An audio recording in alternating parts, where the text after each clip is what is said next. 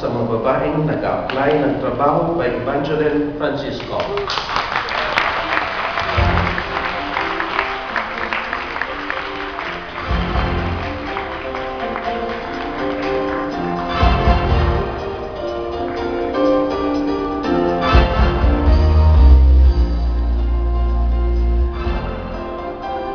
The article, which was published in the Middle East edition, Bahrain, is about a distressed Filipina in the Middle East who was raped by her foreign employer. It warns OFW women not to easily trust those who they do not know personally to avoid encountering the same problem. All the way from Bahrain, Ms. Evangeline Francisco will receive the award.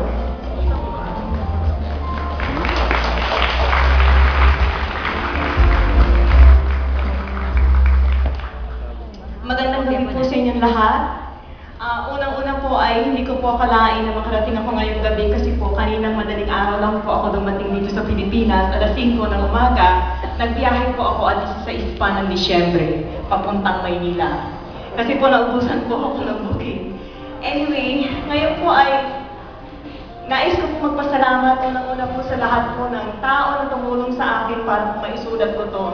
Ang aking pong article na babala sa mga babaeng nag-a-apply sa trabaho ay tunay po nangyari. Ito po ay kasaysayan ng aking kaibigan na na-rape. At ito po ay para sa akin, sabi ko nga po sa kanya, sana nandito siya kasi ang award na ito, nakuha ko sa pagsulat ng kanyang mabait na karanasan. Pero ako po ay natutuwa kasi nakapagmulat po ng kaisipan at na iligtas ko po yung ibang mga kababayan natin na nag-a-apply po ng trabaho, ng kamuntik din po na ma-rape. So sabi ko, ito po ay isang malaking karangalan din po. Ina-offer po ito unang-una po para po sa ating Panginoon kasi po siya po ang naglagay sa akin ngayon sa inyong harapan. Para po sa inyo, Lord, kay Mother Mary. And then gusto ko rin po pasalamatan ng aking pamilya, ang aking pong nanay nasa likuran, Mrs. Josephine Francisco, my love, my life, my inspiration. And then gusto ko rin po pasalamatan ng mga kapatid ko, si Marie, si Von, si Ferdy, ate Karen ko, tapos ang aking pinsan na si Edith, and then ang father ko po who died 26 years ago, Papa, para po ito sa inyo. Gusto ko rin po pasalamatan ng aking auntie na journalist, si Miss Carmencita Velasco. Siya po ang nag-inspire sa akin na maging journalist. And then po gusto kong pasalamatan ng lahat ng mga kamag-anak ko. Ino-offer ko rin po to sa ating mahal na late Labor Attaché Alejandro Santos ng Bahrain. Ang tunay pong bayani ng mga OFW sa Bahrain. Mr. Santos, bossing para po sa'yo. And then sa Philippine Embassy sa Polo Owa. At sa mga kasamahan ko po sa media sa Bahrain, si Greg Esquivel ng Balitang Middle East Edition. Greg, para sa iyo to. Sa Bahrain TV, Information Affairs Authority. Sa aking dyaryo po, ang Avance Middle East Edition. At sa kasamahan ko po na si Mr. Boy Biason na tumulong po sa akin at kapartner ko sa pagtulong po sa ating mga kababayan. Of course, I offer this also for Daily Tribune, ang aking pong isa pang dyaryo.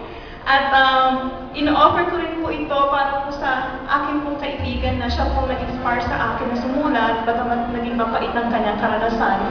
Nung tinanong ko po siya, pwede ko bang isulat yung karanasan mo para magbigay ng babala sa ating mga kababayan? Ang sabi po niya, sige, isulat mo para mailigtas natin ang ating mga kababayan. Nag-a-apply ng trabaho.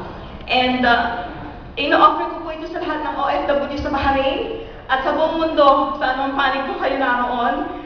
At bago po ako magwakas, gusto ko po pasalamatan ang CFO sa inyo pong tiwala, ang Ma'am Awards Committee, at sa inyo pong pagtitiwala sa aming mga nasa media na sa pamamagitan po ng aming gawain, pagsusulat at kung anuman pong aming mga trabaho ay naglilingkod po kami sa ating mga kababayan. Maraming pong salamat sa inyo.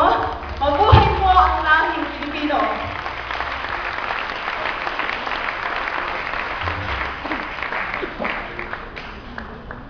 Congratulations, Ms. Evangeline Francisco.